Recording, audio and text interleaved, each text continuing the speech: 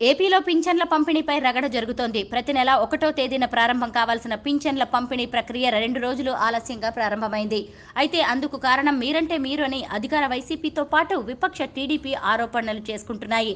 ప్రభుత్వమే ముందుగా ఏప్రిల్ 3 నుంచి పింఛన్లు పంపిణీ చేస్తామని చెప్పిందని టీడీపీ ఆరోపిస్తుండగా, చంద్రబాబు తెర వెనుక ఉండి ఈసీకి ఫిర్యాదు చేయించారని, వాలంటీర్ల సేవలను నిలిపివేయించారని, అందుకే పింఛన్ల పంపిణీ ఆలస్యమైందని వైసీపీ ఆరోపిస్తోంది.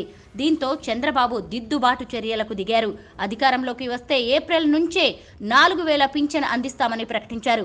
దీంతో ఈ హామీపై ఏపీలో విస్తృత చర్చ జరుగుతోంది. ఇన్నాళ్లు ఇంటి దగ్గరే పింఛన్ తీసుకున్న వృద్ధులు ఈ నెలలో ఎండలో సచివాలయాల దగ్గర వేచి ఉండడం కనిపించింది. ఈ తరుణంలో కొంతమంది అనారోగ్యం బారిన పడి మృతి చెందారు.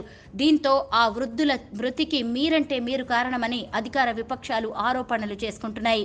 అయితే ఈ మొత్తం వ్యవహారంలో చంద్రబాబును కార్నర్ చేస్తూ వైసీపీ చేసిన ఆరోపణలు ప్రజల్లోకి బలంగా వెళుతున్నాయి. దీంతో చంద్రబాబు దిద్దుబాటు చర్యలకు దిగారు. ఇప్పటికే పింఛన్ మొత్తాన్ని 4,000 రూపాయలకు పెంచనున్నట్టు చంద్రబాబు ప్రకటించారు. అయితే పింఛన్ల పంపిణీపై రగడ జరిగిన నేపథ్యంలో చంద్రబాబు మరో కీలక నిర్ణయం తీసుకున్నారు. తమ ప్రభుత్వం అధికారంలోకి వస్తే తాము హామీ ఇచ్చినట్టు ఏప్రిల్ నెల నుంచే 4,000 రూపాయల పింఛన్ అందిస్తామని చంద్రబాబు ప్రకటించారు. జూన్లో ఎన్నికల ఫలితాలు వస్తాయి. జూలై నాటికి కొత్త ప్రభుత్వం కొలువుదీరుతుంది. అప్పుడే ఏప్రిల్, మే, జూన్ నెలలకు సంబంధించిన పింఛన్లు ఒకేసారి అందిస్తామన్నారు.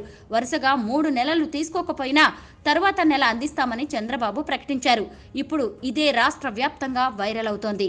దీని మీదే చర్చ నడుస్తోంది. చంద్రబాబు తాజా ప్రకటన గేమ్ చేంజర్ అవుతుందని టీడీపీ నేతలు ఆశిస్తున్నారు. ఇప్పటికే టీడీపీ సూపర్ 6 పథకాలను ప్రకటించింది.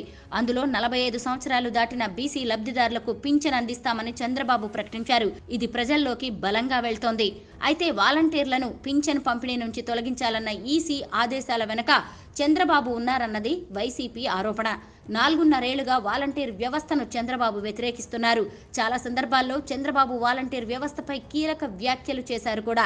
ఇటువంటి తరుణంలో ఓ స్వచ్ఛంద సంస్థ ప్రతినిధిగా నిమ్మగడ్డ రమేష్ కుమార్ ఫిర్యాదు మేరకు ఎలక్షన్ కమిషన్ స్పందించింది. అయితే ఈ మొత్తం వ్యవహారం వెనుక చంద్రబాబు ఉన్నారని ప్రజల్లోకి తీసుకువెళ్లడంలో వైసీపీ సక్సెస్ అయింది. దీంతో తక్షణ దిద్దుబాటు చర్యలకు ఉపక్రమించిన చంద్రబాబు పింఛన్ మొత్తాన్ని 4,000 రూపాయలకు పెంచడంతో పాటు ఈ ఏప్రిల్ నుంచి అమలు చేస్తామని చెప్పడం సంచలనంగా మారింది. ఖచ్చితంగా ఇది ప్రజల్లోకి బలంగా వెళ్తుందని టీడీపీ నేతలు ఆశిస్తున్నారు. మరి చూడాలి ఏం జరుగుతుందో.